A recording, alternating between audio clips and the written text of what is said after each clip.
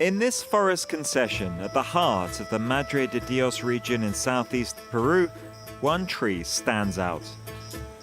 One of the largest, hardest wooded and oldest trees in the Amazon. Here, the Shihuahuaco is king. The oldest specimens date back almost 1,000 years. Its growth is extremely slow. It takes an average of 700 years for a tree to reach a meter in diameter. Tatiana Espinosa has made it her mission to defend the venerable Shihuahuaco. How big is the circumference? 7.3 meters? Perfect. A few years ago, she acquired 1,000 hectares of primary forest dedicated exclusively to conservation. She's made an inventory of all the species present there. These are imposing trees that command respect and admiration.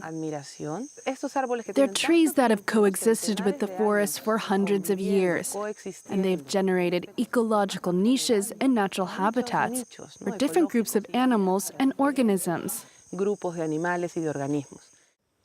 Some of the largest eagles in the Amazon have settled here, as have scarlet and blue macaws, monkeys and bats. All these species are seeing their habitat threatened by the massive extraction of Shihuahuaco. Around 60,000 tons of wood are cut and exported from Peru every year. We're traveling up the Rio Las Piedras on the edge of the Madre de Dios region. Paul Rosalie, co-founder of an Amazon forest protection NGO, wants to show us a deforested area. He constantly surveys the land with his team. It's far from the city. The police don't do anything, and nor does the government. Drug traffickers, illegal loggers and miners can carry out their illicit activities without any problems. The river is usually used in the Amazon to transport timber, but not for Shihuahuaco.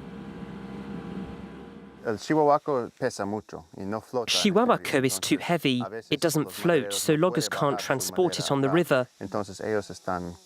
They have to build roads behind. And when there are roads, they come back with their chainsaws. Then people come build schools and shops. And in 10 years, there won't be anything left. In this area, hundreds of Shihuahuaco trees have been cut down, and the remains used to make charcoal. Paul's NGO has managed to buy back this piece of land to save it from exploitation. These remaining pieces of wood are Shihuahuacos. That's a Shihuahuaco, that one too, over there as well. The NGO employs a group of forest rangers who are mainly from indigenous villages nearby. Some of them cut their own wood and sell it out of necessity. Ignacio Pino Diaz did just that before being recruited a few years ago to protect the forest. The Shihuahuaco holds a special place in his community. The ancients held this tree in high esteem. It's seen as a cure. We use the seeds and fruit as a remedy, like an anesthetic. If you feel pain anywhere, it can relieve you. Despite its virtues and ecological importance, the Shihuahuaco trade continues, and tracing the origin of the wood is difficult. Bribery is common, sometimes with the help of corrupt authorities. Trees from legal forest concessions are often mixed with others from illegal sources.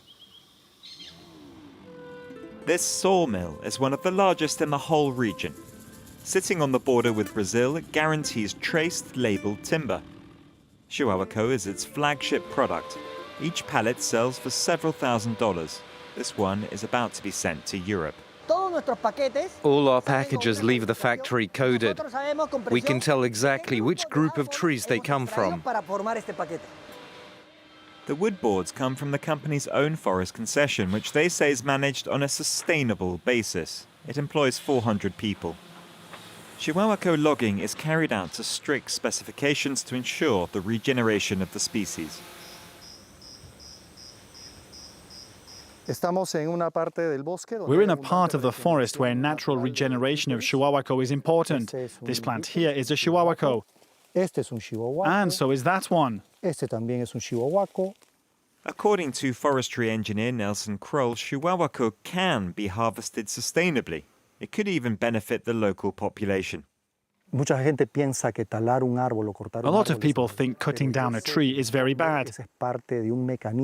Personally, I'm convinced that it's part of a necessary mechanism to generate income for rural Amazonian communities and guarantee their development.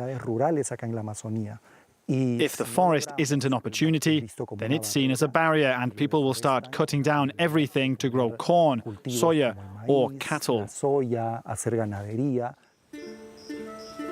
It's a debate that's far from any consensus. Critics point out that a young Shihuahuaco cannot fulfill the same ecological function as a 1,000-year-old tree, and that its extremely slow growth could never allow for a truly sustainable trade.